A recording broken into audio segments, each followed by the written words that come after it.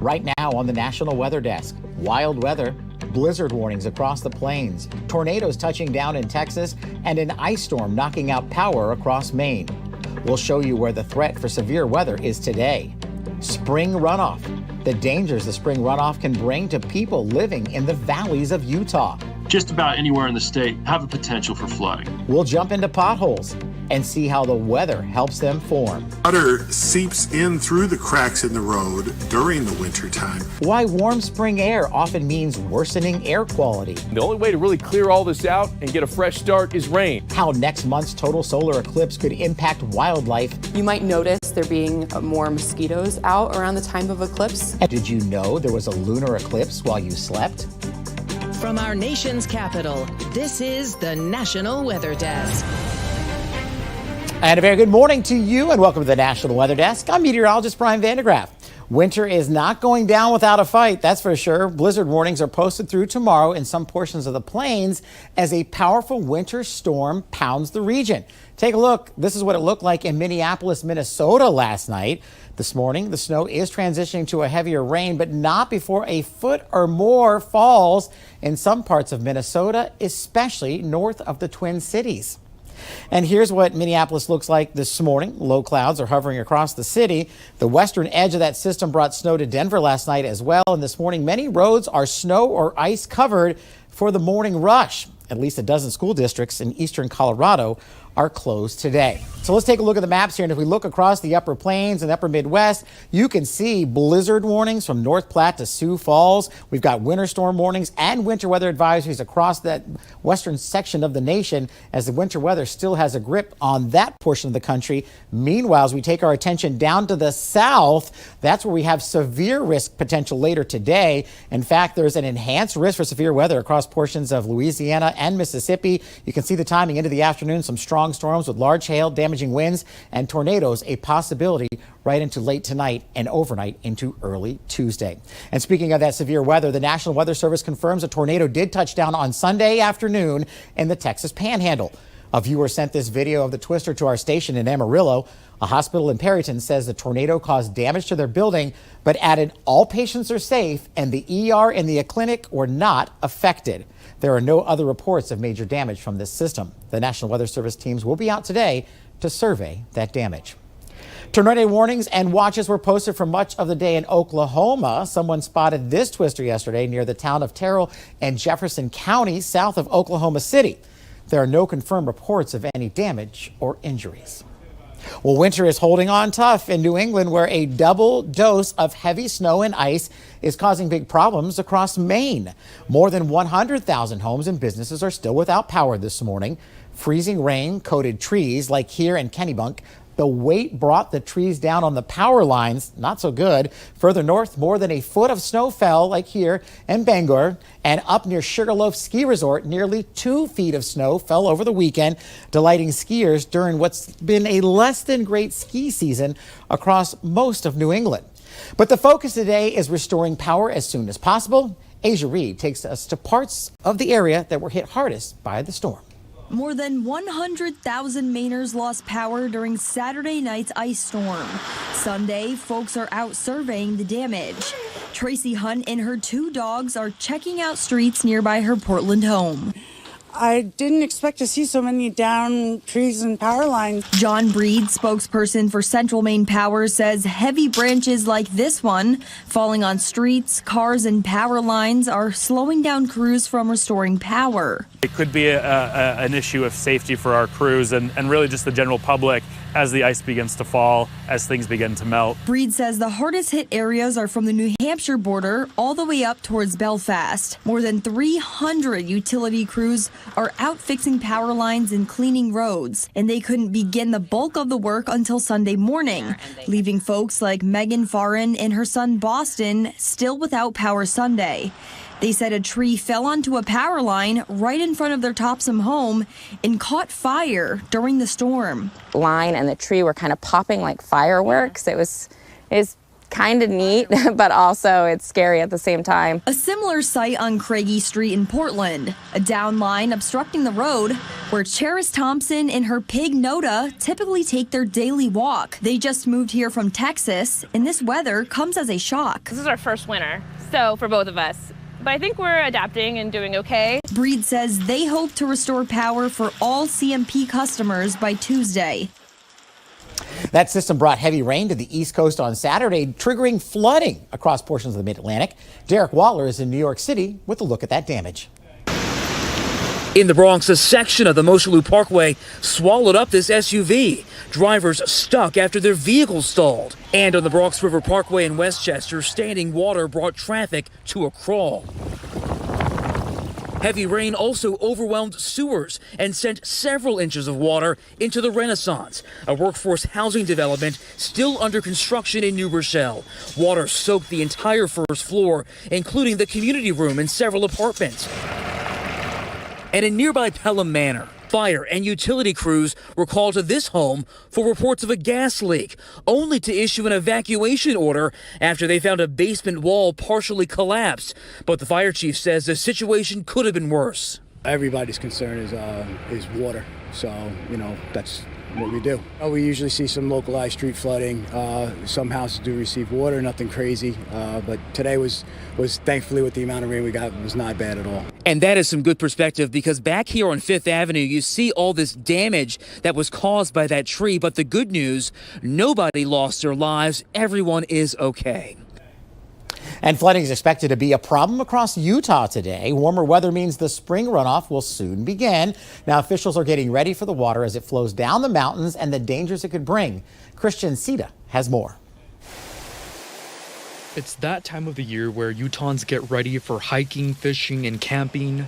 But first, Mother Nature needs to thaw. It doesn't seem like there's been a whole lot of snow. The spring runfall is a period of time from April to July where bodies of water can overflow from snowmelt. According to the Utah Water Division, reservoirs are 80% full. Keep your eye open for water rising. But before the melting begins, Wade Matthews with the Utah Division of Emergency Management is preparing. We're certainly hope that we don't see as much flooding as we did last year, for everyone's sake. We just encourage people to do what they can now to start preparing for potential spring flooding. I would definitely take precaution, because you never know when that may happen. At the moment, the state is above average for snowpack and water content. Just about anywhere in the state have a potential for flooding. Matthews recommends homeowners to check if their area is in a flood zone, and if so, prepare by coming up with an emergency plan, collecting sandbags, and considering flooding insurance. I think it's still a little bit too early probably to identify that. And it depends, again, there's a lot of factors involved where how the snowpack level is, the water content of the snow, the temperatures, where the temperatures are rising faster or slower. All right, well, it's a good bet you slept through this morning's penumbral lunar eclipse. It started at 12:53 this morning Eastern time and lasted nearly 5 hours. Now, this is when the Earth's shadow was visible on the lunar surface. It was tough to see with the naked eye, though. The eclipse was visible to everyone on the night side of the Earth, unlike the solar eclipse coming up in just 2 weeks. This eclipse also happened during the full moon, known as the warm moon. Well, let's talk about this. Take a look at some weather across cities across the nation today. And let's start along the Niagara River just outside Buffalo, New York. It's been shaping up to be a nice day in western New York with mostly sunny skies, and get this, highs pushing near 60 degrees. Not too bad. Next, let's head to Roswell, New Mexico, home of the International UFO Museum. It'll be hard to see flying saucers today as skies will be cloudy. The mercury, though, once again, should be in the mid to upper 50s, not too shabby. And a look now at Clearwater, Florida. It'll be a nice day for the beach with a mix of sun and clouds and highs very comfortably in the low and middle 80s. And take a look at this shot. This is from the beach of Chincoteague Island, Virginia. There is a coastal flood advisory out there today. Winds are a little bit gusty, could top near 40 miles per hour. But skies will be sunny, though, with highs right around that 50-degree mark. Beautiful blue skies out there. Coming up on the National Weather Desk, we'll continue our countdown to the eclipse across America with a look at how pets and wildlife could be impacted by the big event. Plus, we'll explain while spring is often referred to as pothole season.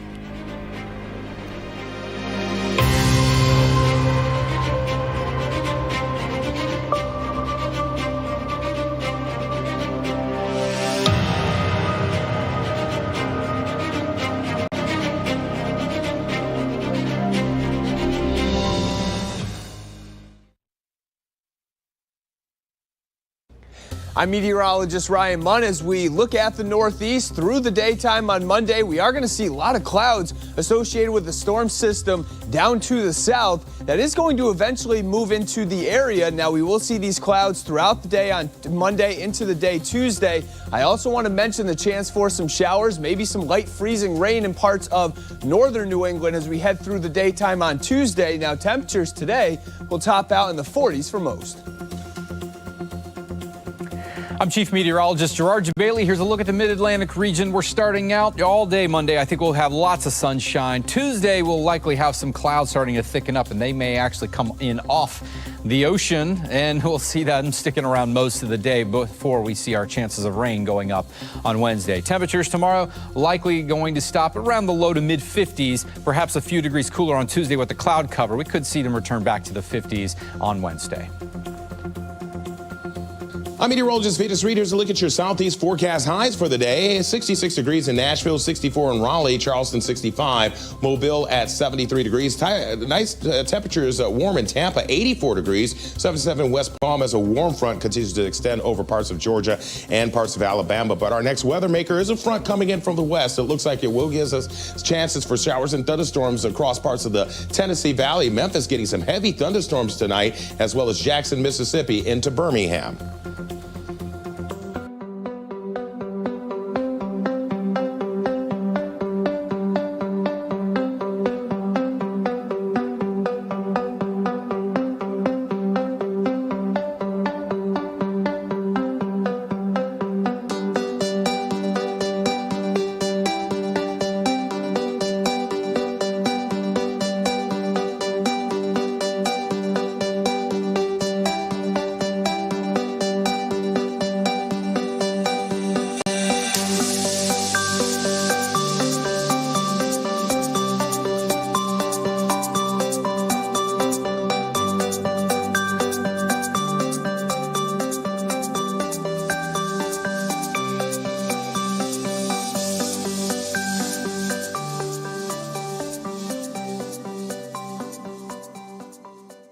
You are watching the National Weather Desk.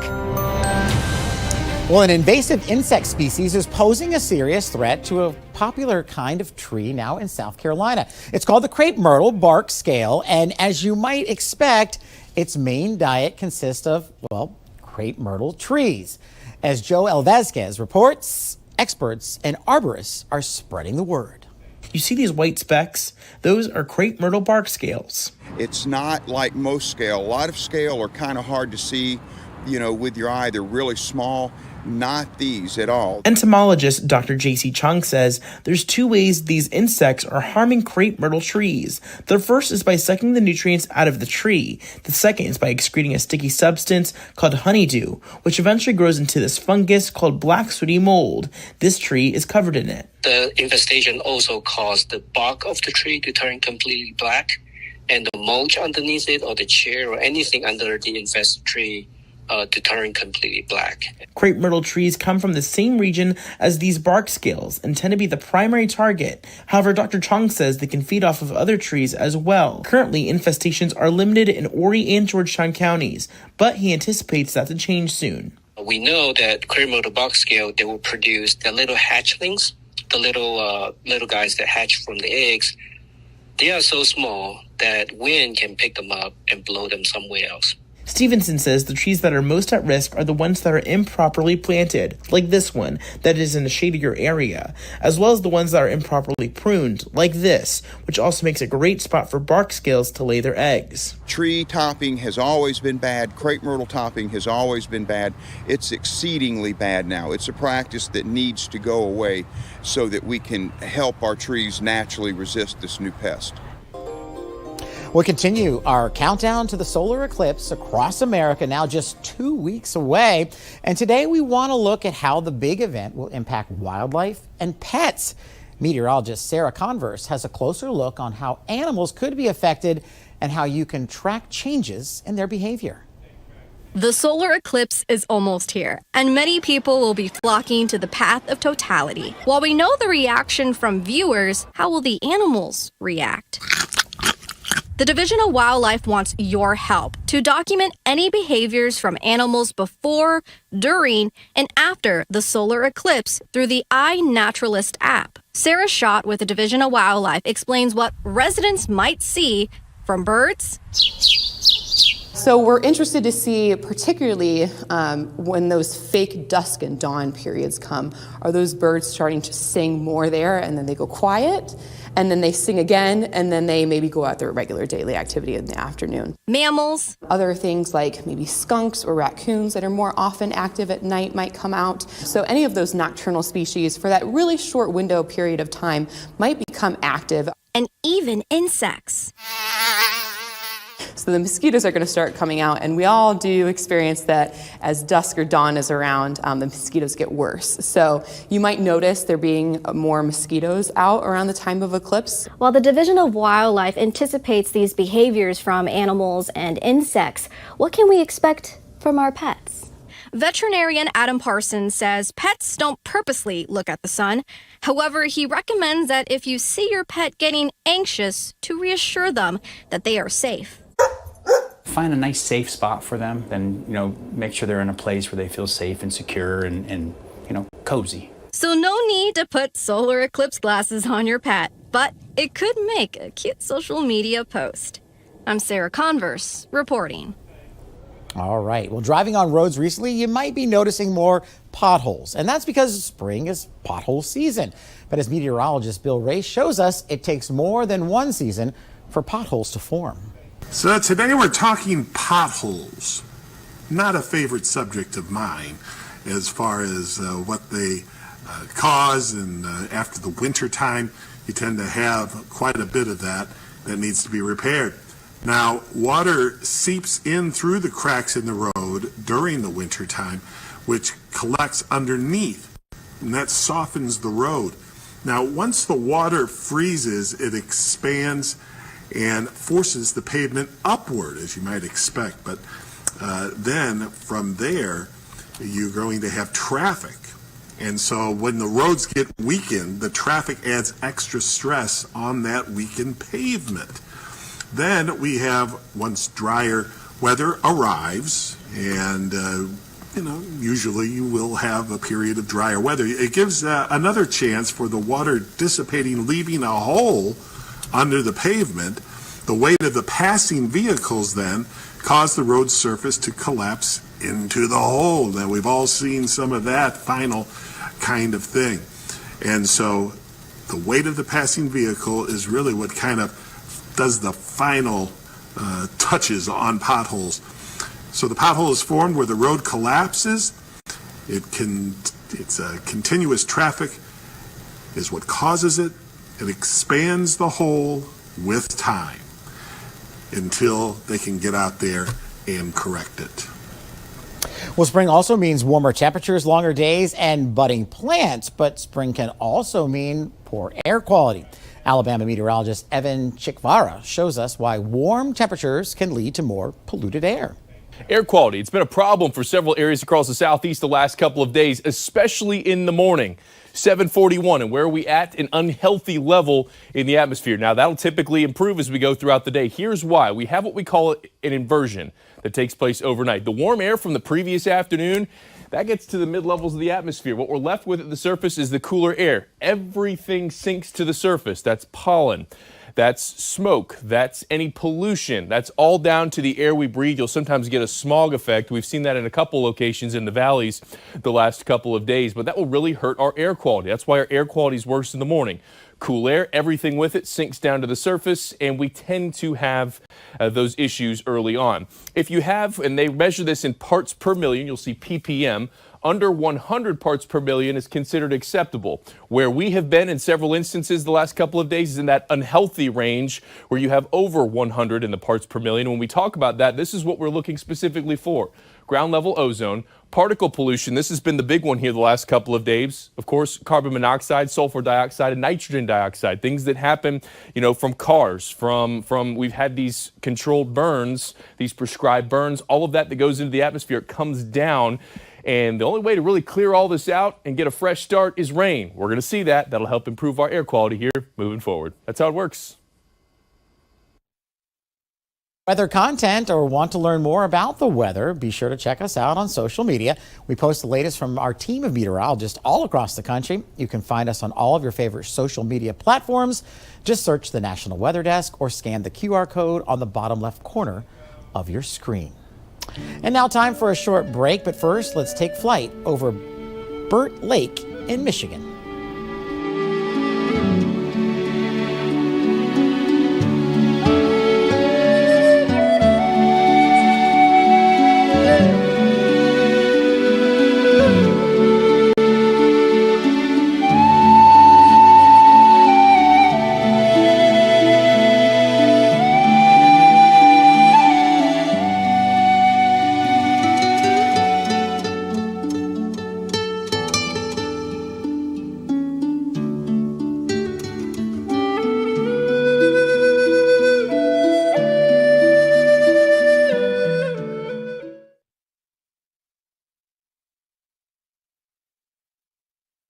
Good Monday morning, everyone. I'm meteorologist Andrew Buck-Michael. Look at all this snow that we're going to be getting from Kansas, Nebraska, into eastern South Dakota and Minnesota. But we've got some showers and thunderstorms out ahead of that where it's warmer. Now, as we continue into the day tomorrow, this all kind of lifts its way to the north and east.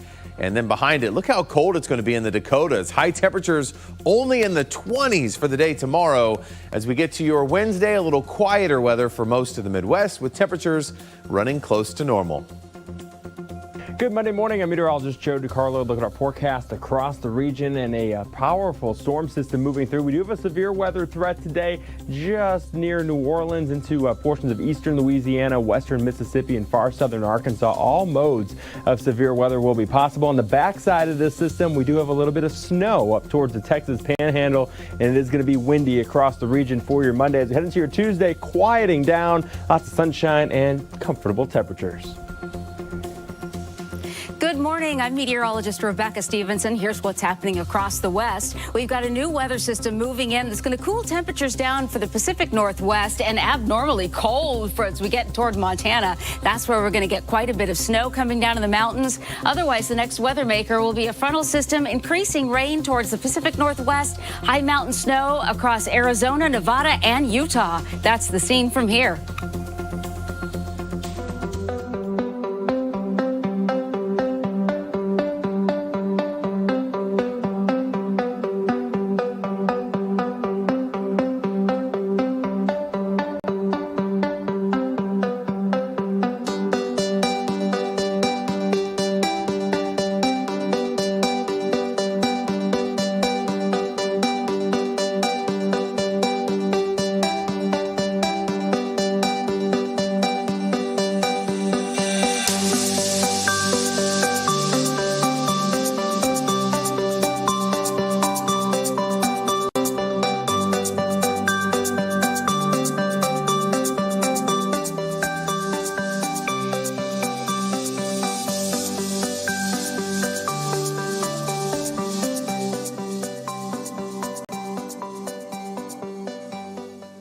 You are watching the National Weather Desk. Well, we've been talking a lot about the upcoming eclipse on April 8th, and as we get closer, we can't stress enough the importance of proper eyewear. Here's a recent TikTok from meteorologist Katie Morgan showing you how to make sure you have the best eye protection. So you want to look on the back of your glasses here, and you're looking for this symbol right here, ISO. It is also accompanied by a number right next to it. It is ISO 12312-2. That is a certification, or at least a symbol to let you know that these are approved for use to safely view the solar eclipse. You can also go to the NASA website that will give you a list of vendors that are approved by NASA that you know then that they are safe to use as well. So make sure you check your glasses if you have them already to ensure that they are safe to use when viewing the total solar eclipse happening April 8th. Happy viewing. Now, if you're not able to get the proper eyewear for the eclipse, we have a video posted on our TikTok account with some other ways you can safely get a view. We'll be back with more after this.